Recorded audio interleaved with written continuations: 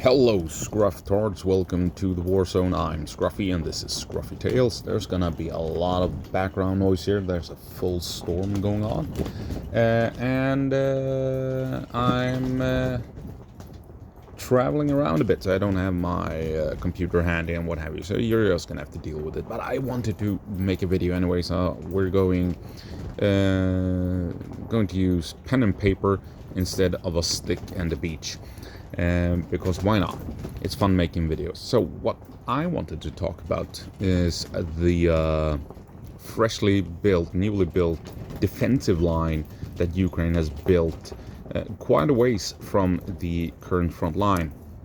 I'm gonna, if you go over to the community section, I will upload an image of where it's located. This war is so freaky.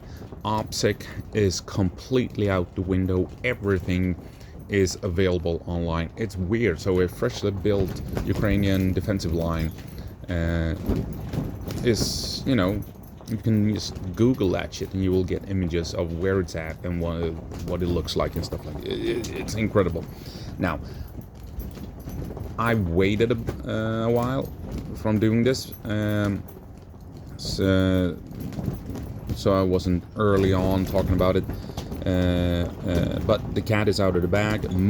Several large social media accounts have already highlighted it. It's all over YouTube, it's all over X, Twitter, what have you. So I'm not gonna do any additional damage by talking about it, I think, at this point. So there we are. Anyway, Jesus Christ, full storm.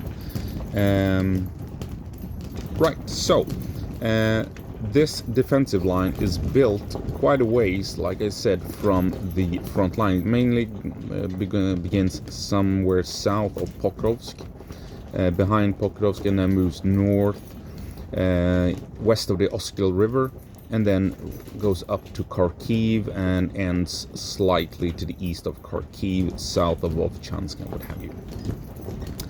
And it's interesting, I mean, they built it quite a ways away from the front line. They don't want to be hit and taken out while building it. They want to keep their workers safe, the equipment safe. And it's also a defensive barrier to hold the line in case the front line breaks. I mean, it's quite clear that the Ukrainians are a bit worried that the front line might actually break. It hasn't broken yet, but if it happens, then they are prepared and have a defensive line.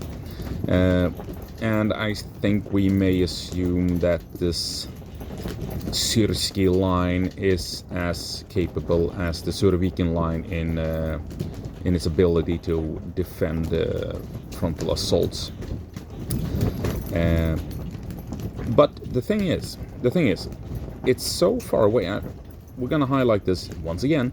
Russia has, for the past, last year and this year they're on track on achieving the same successes as last year. They're basically securing 0.5% of Ukraine per year at the current rate. 0.5% in 2024, and they're moving along at the same rate in 2025. So it's going to take Russia quite a while to reach this defensive line. If you take a look where Russia has their defensive line, the front line is barely pushed out from those in Russian positions, except for here, around the Oskil River, between Kupiansk and Sloviansk. Here Russia has made some gains in this part here, and primarily moving from Donetsk through Toretsk and Avdiivka towards Pokrovsk. This is where Russia has had the main successive push, pushing out towards Pokrovsk. So it's also interesting to note that at around Pokrovsk is where this new defensive line appears to be the strongest, and where Ukraine has put in the most effort. There's a massive hub of trench works and defensive lines slightly north of Pokrovsk, quite clearly visible on the detailed maps of this Syrsky line. seems to suggest that Ukraine intends to defend supply lines north of Pokrovsk with this massive hub of defensive positions. So Ukraine wants to maintain logistics into town, and Pokrovsk will be a fortress, a forward position in this defensive line, kind of like Bakhmut was a forward position for the Russians in 2023. Pokrovsk will play the part of Bakhmut in the Ukrainian defenses.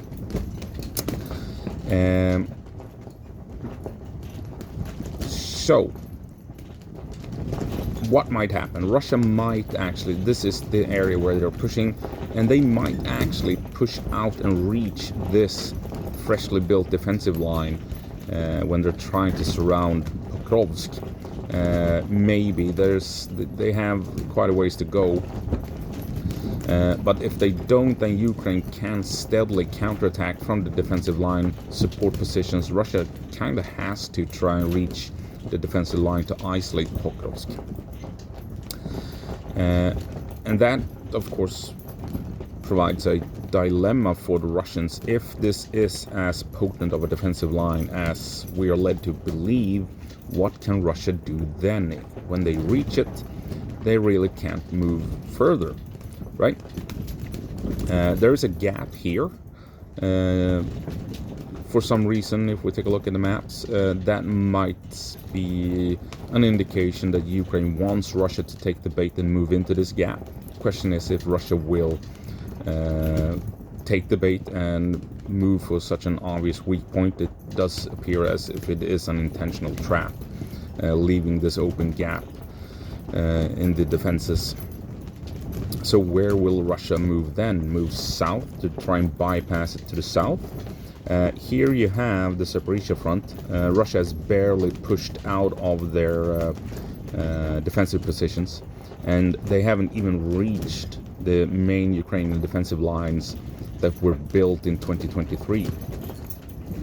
So this bypassing to the south might not be a viable option for the Russians, because the Zaporizhzhia front line is heavily defended as is, even without this freshly built Syrsky line.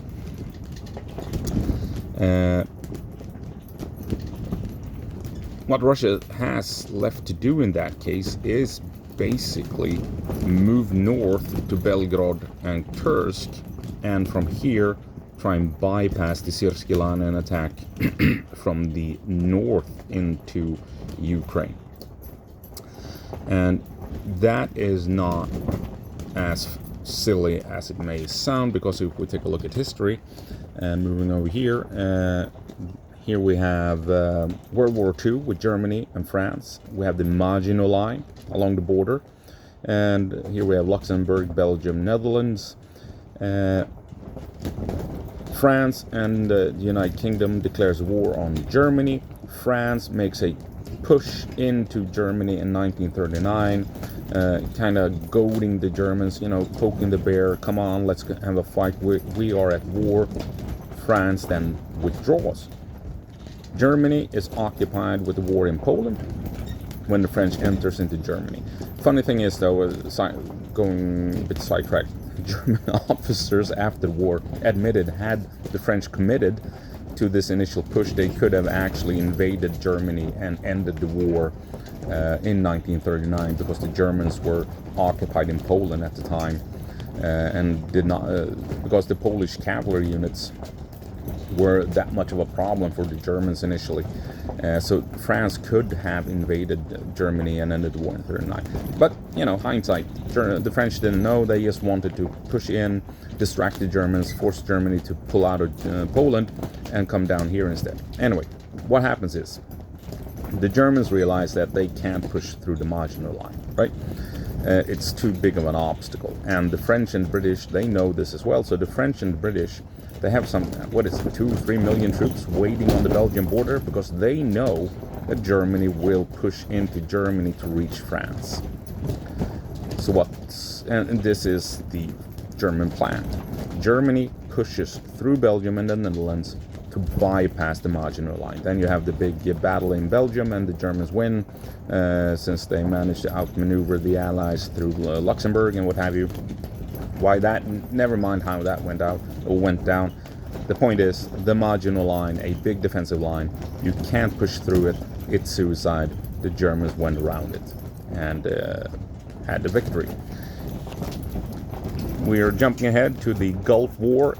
Iraq invades Kuwait. You have a big coalition army gathering in Saudi Arabia. The Iraqis realize, oh shit, they are coming for Kuwait. We're building a big defensive line in Kuwait along the Saudi border. What do the Allies do? Put up some distractions at sea with United States Marines. Some Navy SEALs do some special forces shenanigans along the beaches of Kuwait. The Iraqis put all their troops in Kuwait along the defensive line here, fully believing that there will be a big push by the British and other allies up the coast, and they will then be supported by American troops from the sea. What the Iraqis fail to realize is that American armor and French armor has moved out to the west and is about to bypass the entire defensive line and come in behind the Iraqi forces. There's a big battle, the Battle of 73 Easting, but still the Allies realize pushing through the defensive line is suicide. We're moving around it. That is the best way to achieve victory. So, some historical context. We could discuss the Russians' attempts going through the Mannerheim line during the Winter War. We all know how that went. The Finns completely wrecked the Russians when the Russians tried to move through the defensive lines. And 2023, we all know what happened when the Ukrainians tried to move through the Surovikin line, right? Got completely wrecked. So, what is the Russian option when they're faced with this big defensive line that will more than likely hold against any Russian meat assault attack? Russia's option is to move into Belgorod and Kursk to try and bypass it.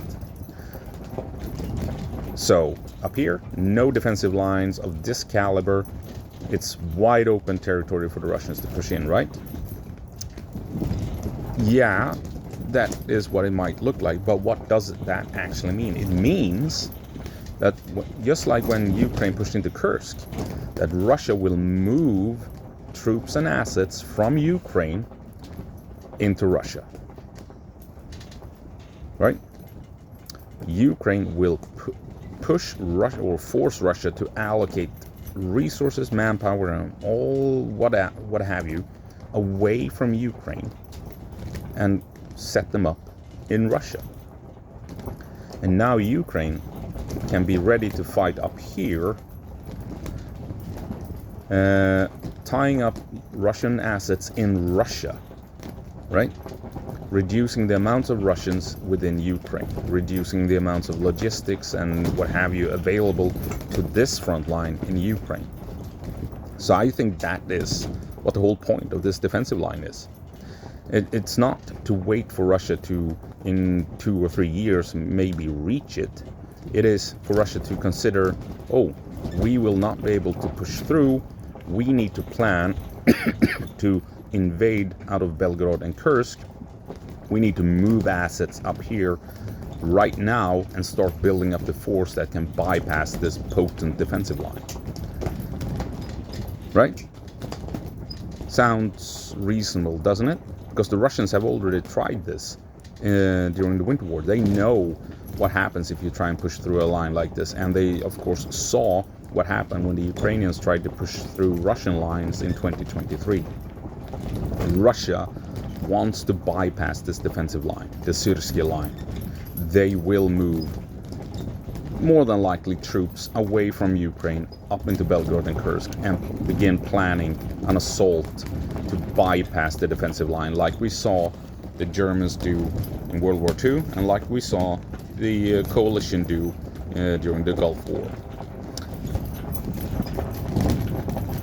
I think that is the point of the defensive line, to convince the Russians to move assets out of Ukraine into Russia, and then Ukraine has successfully removed a threat from their own territory, and they're now tying up Russian units, Russian forces within Russia itself, as Russia tries to start over the invasion, basically against freshly defended Ukrainian territory up here. And with a little bit of luck, Russia has also drained themselves of a lot of resources and manpower in Pokrovsk, where Ukraine hopefully has reduced Russia's fighting capability to such an extent that when Russia eventually moves up here to attack from this point, or to attack from this position, Ukraine can begin to counterattack and begin liberating territory in Donetsk Oblast and elsewhere, right? You never know. But that's gonna be it. We're doing this without the proper maps, but it is what it is. And I might actually do another video tonight talking about Ukrainian artillery and how, yeah, I think maybe, no guarantees, we'll see what happens. Anyway, that's gonna have to be it. As always, go på marsch, Ukraine, and give them hell.